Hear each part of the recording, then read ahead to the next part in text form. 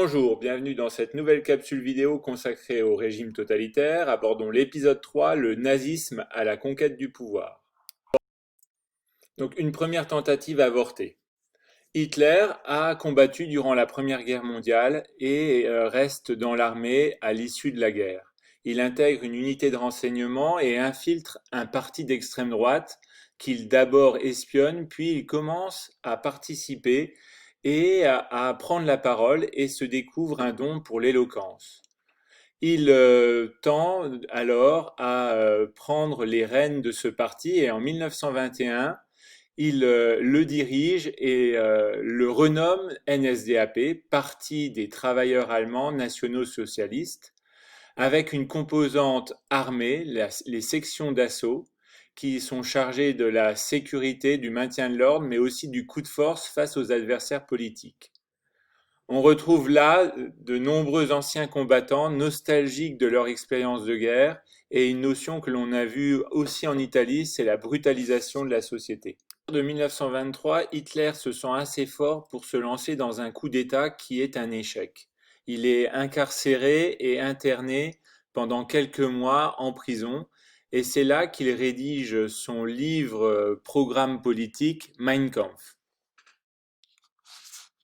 Petit 2, une prise de pouvoir par les urnes et surtout par des calculs politiques. C'est bien la crise de 29 et le chômage de masse qu'elle engendre qui va permettre les succès électoraux du NSDAP, mais aussi du Parti communiste allemand, du KPD. Ces deux partis d'extrême droite et d'extrême gauche vont progressivement mettre en difficulté les partis de gouvernement de gauche ou de droite et les mène à une forme de minorité au sein de la démocratie parlementaire allemande. Hitler, de plus, obtient le soutien des grands industriels tels Krupp ou Thyssen.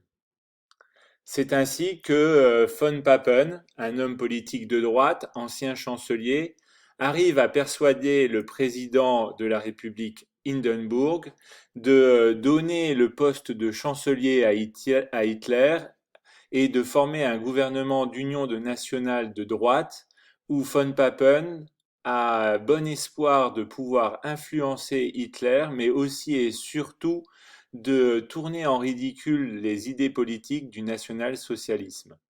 Donc le calcul, c'est de faire accéder Hitler au pouvoir pour qu'il échoue et qu'il montre que son programme politique est irrecevable et que en fait le NSDAP, mais aussi d'une certaine manière les idées extrémistes soient discréditées.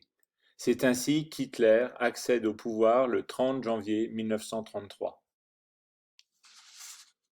De cette vidéo, vous devez être capable de répondre à cette question: comment le nazisme accède-t-il au pouvoir en Allemagne?